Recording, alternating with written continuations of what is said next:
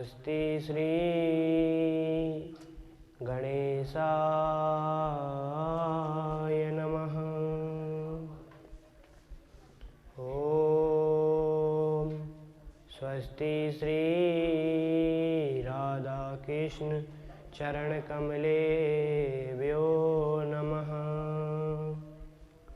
ओम स्वस्ति श्री सतगुरुदेव चरण कमलेभ्यो नमः। ओम स्वस्ति श्री मातृपितृ चरण कमलेभ्यो नमः।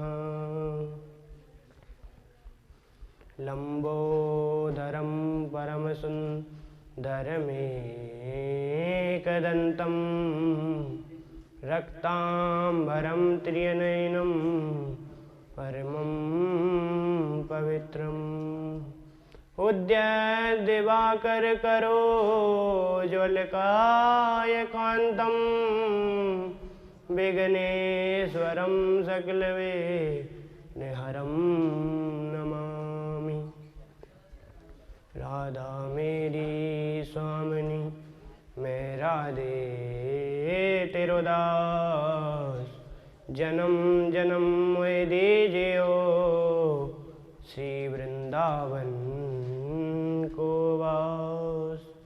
राधा मेरी मात है, पिता मेरे घनश्याम, इन दोनों के चरणों में मेरा बारंबार प्रणाम।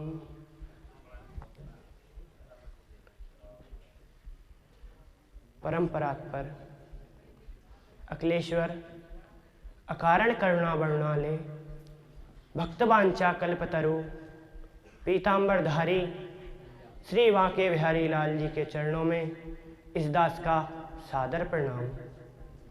परम आराध्य लाडली बृषभानु नंदिनी किशोरी श्री राधा रानी के चरणों में इस दास का सादर प्रणाम। अंधकार से प्रकाश की ओर ले जाने वाले मेरे परम पूज्य श्री सद्गुरुदेव के चरणों में इस दास का सादर प्रणाम। और सभी के हृदय में विराजमान मेरे गोविंद के चरणों में इस दास का सादर प्रणाम। और सभी को मेरा प्रेम भरा जय जय श्री राधे श्याम, जय जय सीताराम। बंधुओं, आइए हम कथा में प्रवेश करते हैं। हम आज श्रवण करेंगे महात्म्य के प्रथम अध्याय का पहला श्लोक। सच्चिदानंद रूपाय विश्वोत्पत्त्यादि हेतवे तापत्रये अविनाशाय श्रीकृष्णाय वयं नमः। बंधुओं, ये महात्म्य का प्रथम अध्याय का पहला श्लोक है, जिसमें भगवान की 3 चीजों का वर्णन किया गया है। एक तो भगवान की क्रिया के बारे में, दूसरा भगवान की कृपा के बारे में, और तीसरा भगवान के स्वरूप के बारे में कि वो परमात्मा दिखते कैसे हैं, भगवान दिखते कैसे हैं। बंधुओं, इस श्लोक में भगवान का पूरा बायोडाटा है। आइए हम सबसे पहले भगवान के स्वरूप के बारे में श्रवण करते हैं कि वो परमात्मा दिखते कैसे हैं। सच्चिदानंद रूपाय। बंधुओं, एक सत्य है, एक चित्त है और एक आनंद स्वरूप परमात्मा को बताया गया है। बंधुओं, सत्य किसे कहते हैं? क्या ये संसार सत्य है? हम आंखों से क्या ये संसार देख रहे हैं? क्या ये संसार सत्य है? नहीं बंधुओं, ये संसार सत्य नहीं है। ये संसार सत्य क्यों नहीं है? क्योंकि बंधुओं, ये संसार 10 वर्ष पूर्व जो था वो आज नहीं है, और जैसा आज है वैसा 10 वर्ष बाद नहीं रहेगा। क्योंकि ये संसार का एक दिन विनाश हो जाएगा, क्योंकि ये संसार एक दिन मिट जाएगा, क्योंकि ये संसार नाशवान है। तो फिर सत्य क्या है? सत्य तो केवल वो परमात्मा है जिसका कभी विनाश नहीं होता।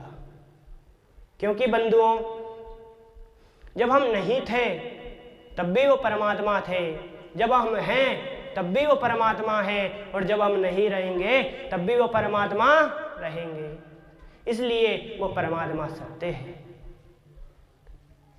बंधुओं, जब वही सत्य जब चित बनता है तो वे परमात्मा अलग अलग अवतार लेते हैं।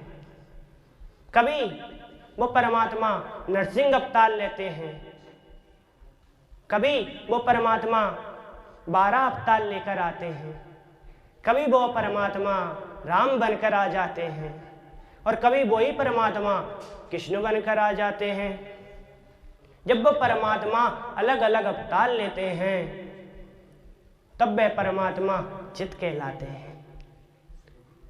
बंधुओं, जब वही परमात्मा देवी के स्वरूप में आते हैं तो वे चिति कहलाते हैं।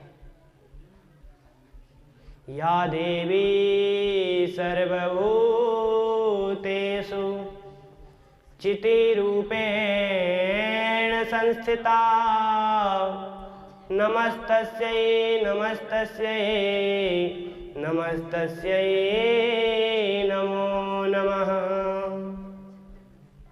बंधुओं, हमने सुना कि सत्य किसे कहते हैं, चित किसे कहते हैं। अब हम भगवान के आनंद स्वरूप के बारे में श्रवण करेंगे कि परमात्मा का आनंद स्वरूप कैसा है। बंधुओं, जब हम उस परमात्मा का भजन करते हैं, जब हम उस परमात्मा का सत्संग करते हैं, कीर्तन करते हैं, उससे जो हमारे हृदय में आनंद की प्राप्ति होती है, जब हम उस परमात्मा का नाम स्मरण करते हैं, नाम जपते हैं, उससे जो हमें आनंद की अनुभूति होती है, वही परमात्मा का आनंद स्वरूप है। सत कहिए जो बिम से नाई, चित चैतन्य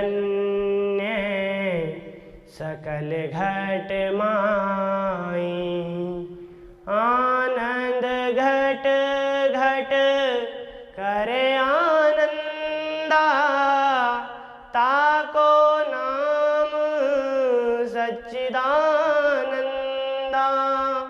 ताको नाम सच्चिदानंदा। बंधुओं, हमने श्रवण किया कि वो परमात्मा के स्वरूप के बारे में। अब हम श्रवण करेंगे उस परमात्मा की क्रिया के बारे में कि वो परमात्मा करते क्या है। वो परमात्मा भी कुछ कार्य करते होंगे।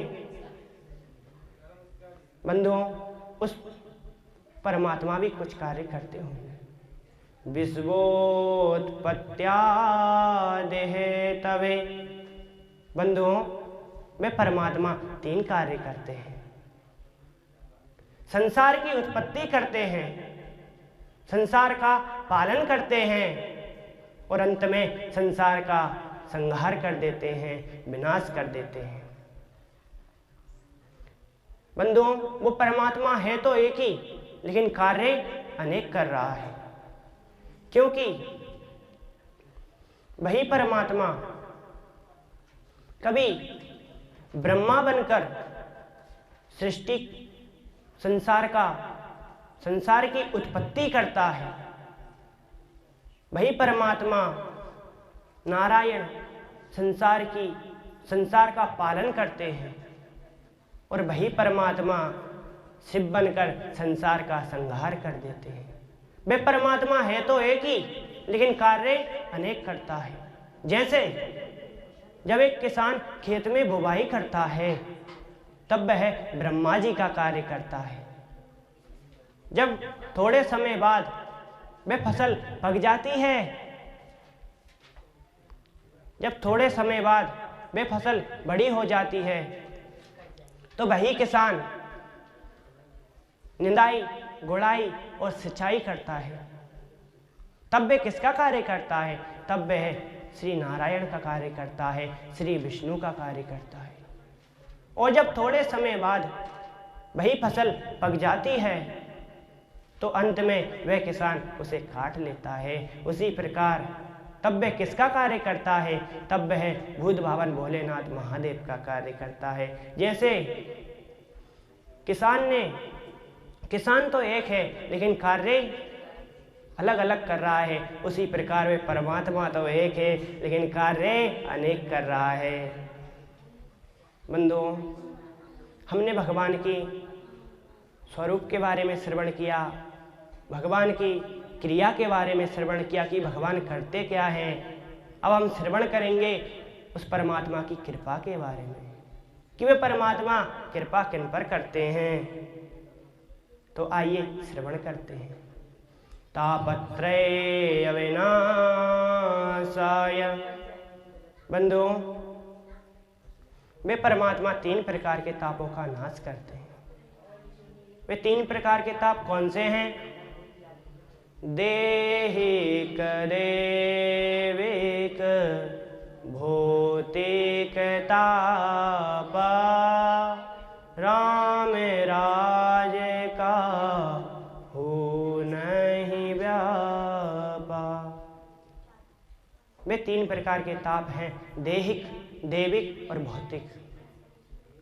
परमात्मा इन तीनों तापों का नाश करते हैं। इन तीनों तापों के नाश के अलावा वे परमात्मा सभी जीवों पर अपनी कृपा की वर्षा कर रहे हैं। संसार में ऐसा कोई भी प्राणी नहीं है, कोई भी जीव नहीं है जिस पर उस परमात्मा की कृपा की वर्षा न हो रही हो।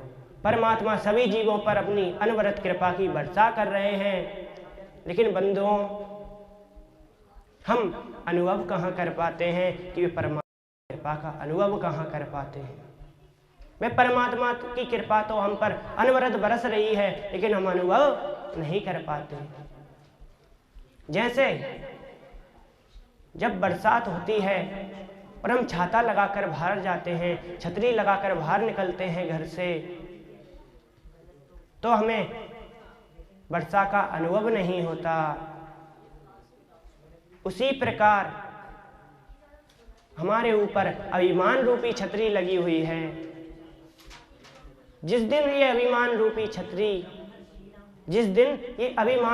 छतरी हमारे ऊपर से हट जाएगी, उसी दिन हम उस परमात्मा की कृपा का अनुभव कर पाएंगे। जब तक ये अभिमानी रूपी छतरी हमारे ऊपर लगी हुई है, अभिमान की छतरी लगी हुई है, तब तक हम उस परमात्मा की कृपा का अनुभव नहीं कर पाएंगे। क्योंकि वो परमात्मा की कृपा तो सब पर अनवरत बरस रही है, बस छतरी हटने की देर है।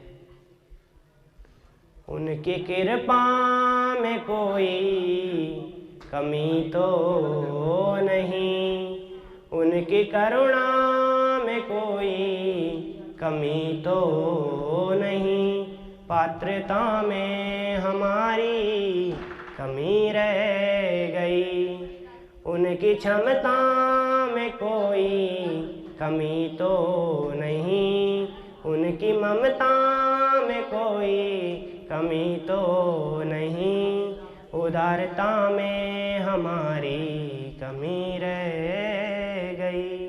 बंधुओं, परमात्मा की कमी तो कहीं नहीं है, कमी है तो हमारी है।